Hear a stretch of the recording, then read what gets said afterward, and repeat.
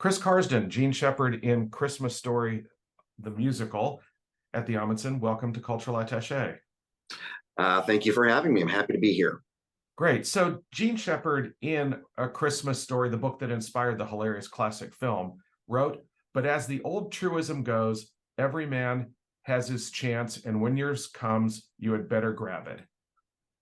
What do you remember most about your auditioning and casting process to become just a part of the ensemble of this musical in 2014? Well, I remember um, the competition. I was up against a very talented gentleman in Chris Swan, and he eventually ended up getting the part. But I was also very grateful to be there, to be in the room. I had a pretty good working relationship with Dan Shure at that time. We'd known each other a long time, and I figured they would find out some way to work me in. Um, it was a fun process. It was a little difficult because the original cast album of A Christmas Story is not what we do today. It had changed at that time. So the material we were getting was different than what we've been kind of rehearsing with and practicing listening to the original cast album. But it was still a lot of fun. It was challenging, but a lot of fun. Um, and, I ended up not getting cast in either role, Gene Shepherd or the old man, because I had auditioned for both. They were looking at me for both.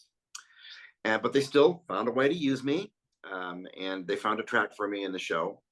And the gentleman that they ended up casting as Gene Shepherd did not work out. And so I stepped into that role and have been doing it ever since. Now, when you're first in a show like this and your perspective is from the ensemble and you move into a featured role or lead role like Gene Shepherd, how does your perspective on what the show is and how it works change based on the different characters that you're playing? Well, of course, there's going to be more responsibility. I had a good feel for the role, I thought, just at the outset. And you got to have confidence and belief in yourself and your abilities, which I felt that I had. Um, and when you're initially cast in the role that I was cast in, they try to keep your responsibilities to a minimum. So if you have to go into those larger parts, they don't miss you that much in the other role you were doing, the other track that you were doing. So I just, like understudies do, you bide your time, you stay up on the material, you watch in rehearsal, you kind of do it to the side and try to be as prepared as you can be. Now, that mechanism works a little bit easier for Gene Shepherd than it does for the old man, because the old man has a lot of highfalutin numbers and a lot of crazy antics that he goes through, and it's a delightful role. And I did get to go on and do that part a couple of times. But Gene Shepherd, he's a narrator. I've always kind of patterned it after Gene Shepherd's energy in the film, because you never see him, but in the musical, you see the narrator throughout the entire story. He's weaving him in and out of the sets. And you see him here, you see him there, you see him on the side of the stage, in the middle of the stage. So that's a different dynamic than the film. So you have to go by his energy, which is wonderful and then infectious. And not that I was trying to do an impression of Gene Shepherd, certainly develop my own take, but zeroing in on that energy that he captured during the film is what I tried to base my performance on. And when it was my time to step in, I used that heavily, and they liked what I was doing, and I ended up staying as the part of Gene Shepherd. How has your relationship to the show evolved since you first became a part of it?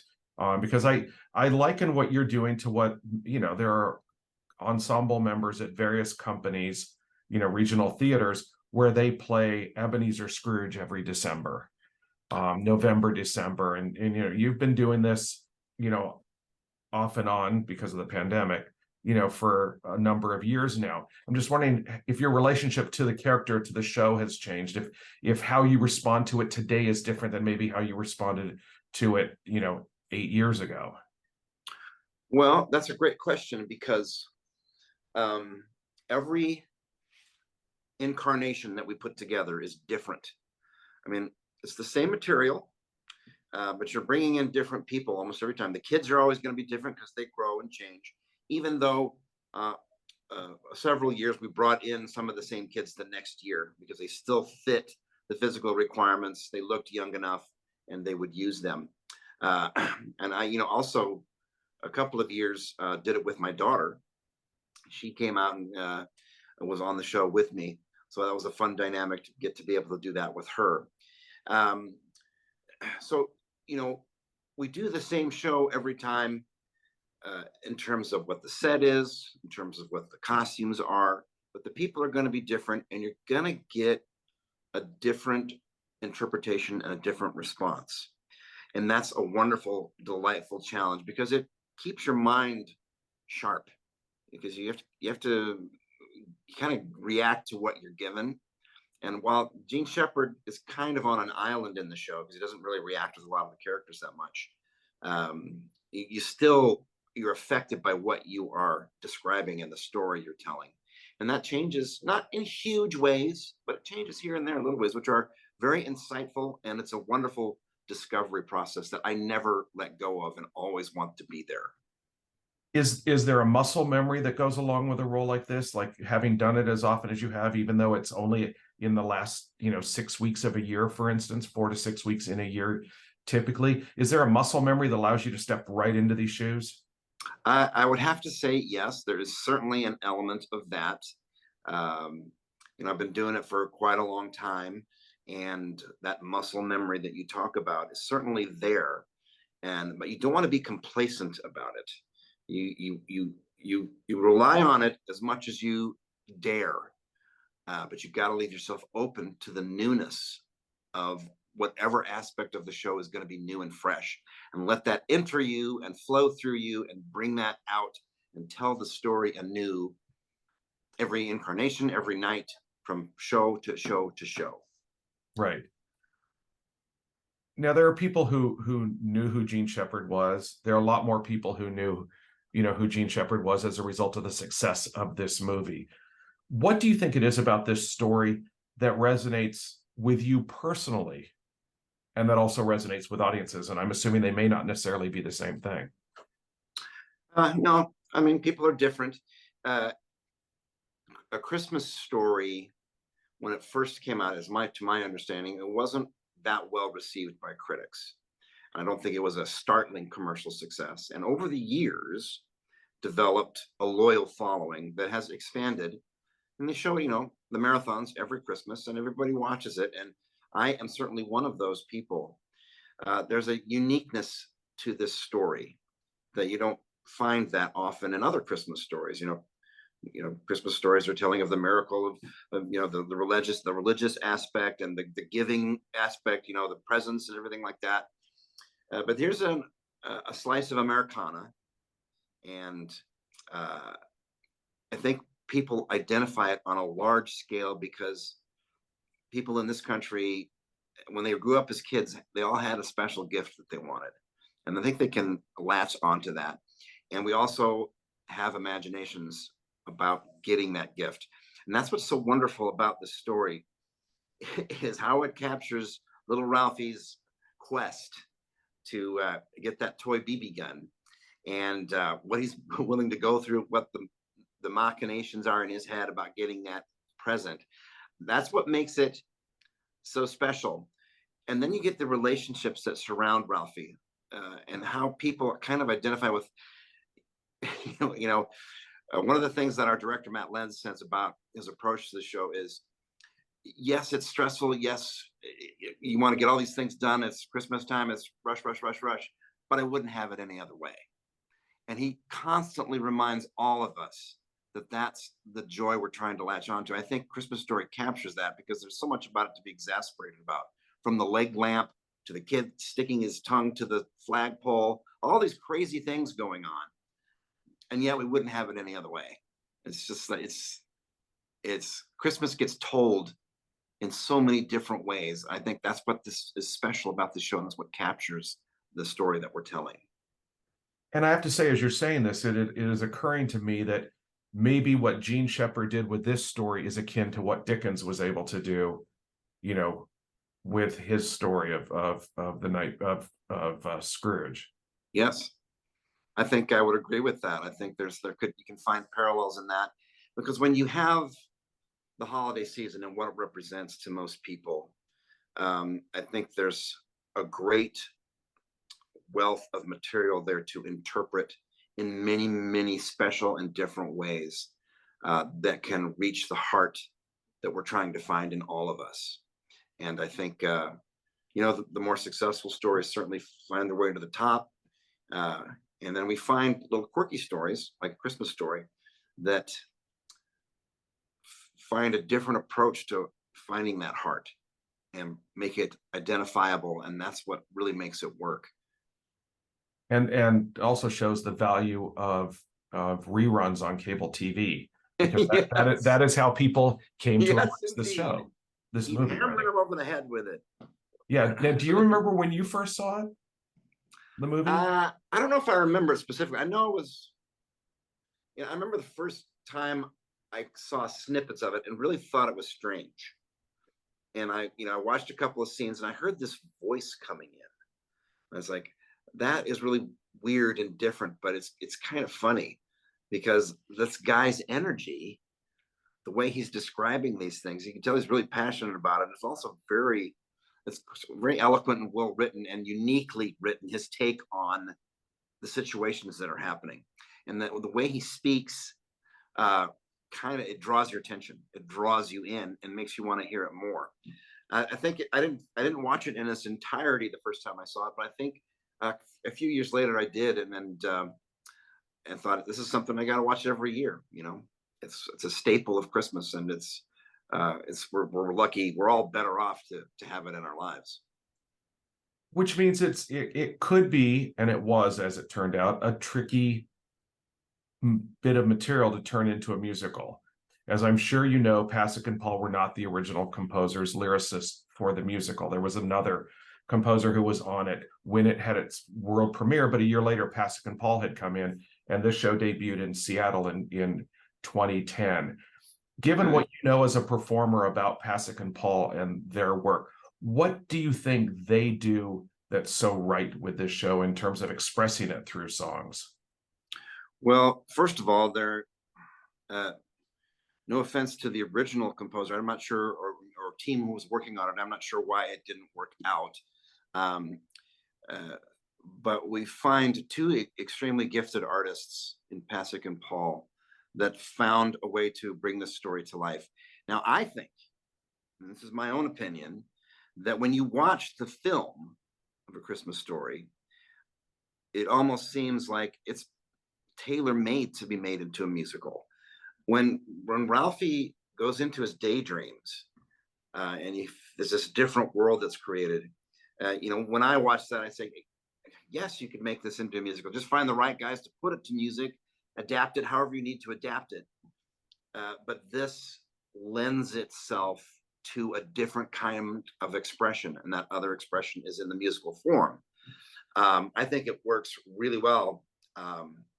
Pasek and Paul are extremely talented, and they probably easily found ways to create and make this musical just soar. It's got all the elements of the film, plus the extra music that's put in there. It creates a new dynamic, and then it's a live experience. I think there's so many things going for it in that way that it allowed Pasek and Paul to make a masterpiece here. It also seems like their lyrics align more with Gene Shepard's material than anybody else, I think, would do. I mean, it feels like it has the same rhythm and cadence as Gene Shepard's material. Do you share that opinion? Have you read much of Gene Shepard's writing? I've read just a little bit of it, but he has a great way with words. And I think if you're going to attack a project like this, if you're Pasek and Paul, you certainly have to pay attention to that rhythm. You certainly have to pay attention to the way he tells a story, his viewpoint of things. And it's very interesting and unique and different. And I think when you have that to go by, it can open up creative avenues. It does for me as an actor, certainly. When you go back and you watch the movie and you hear him describe what's going on in the scenes, it gets inside you and really opens up pathways of discovery. And I think, certainly Pasek and Paul turned out to be the right guys for the job.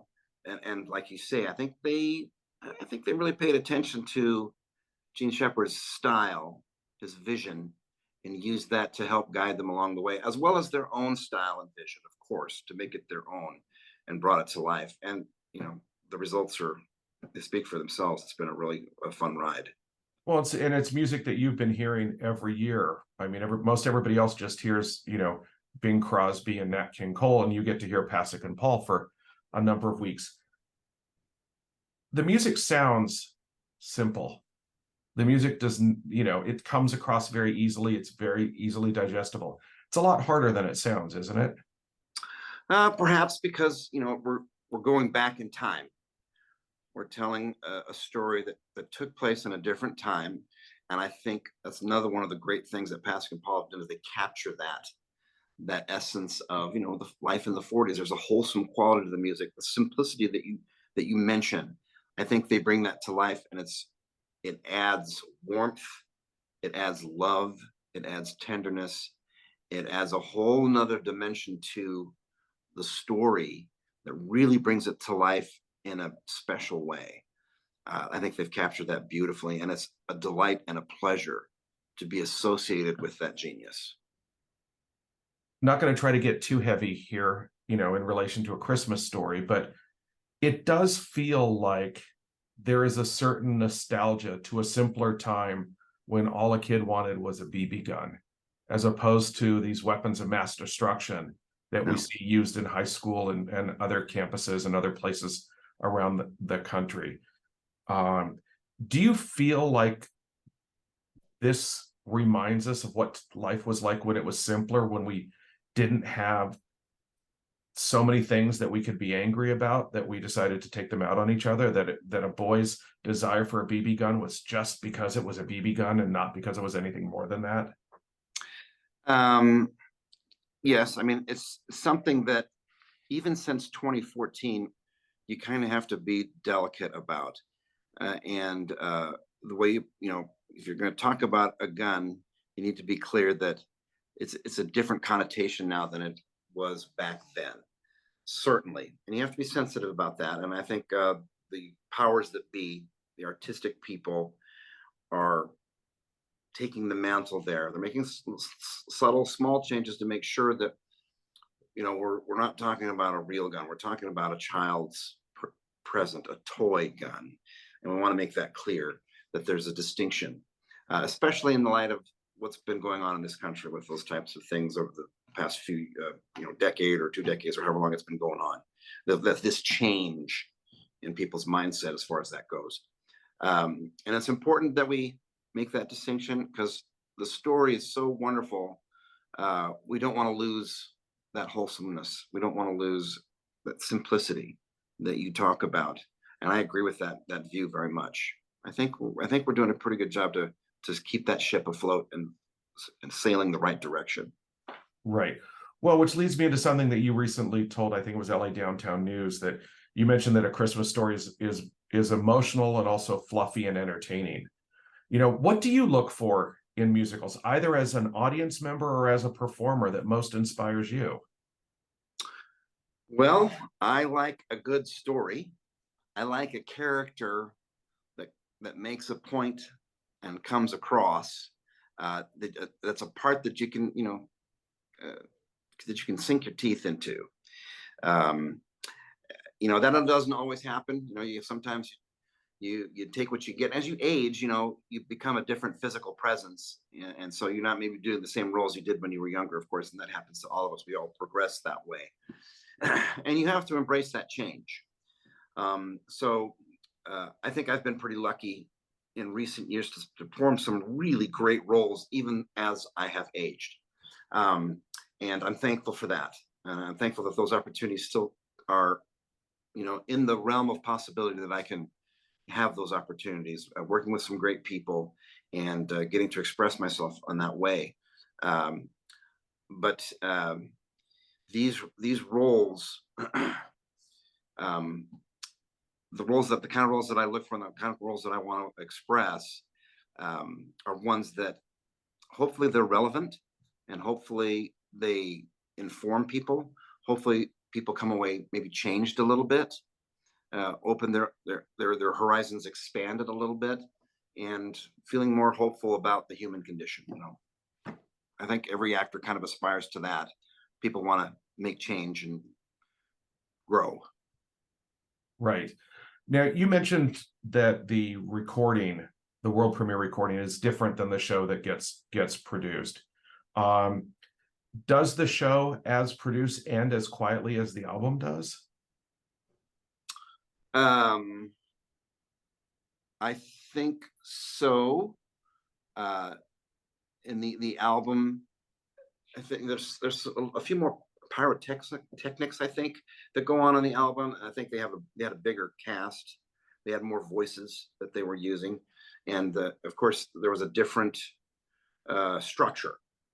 And I think they simplified it a little bit. They still kept all the all the punch, all the power.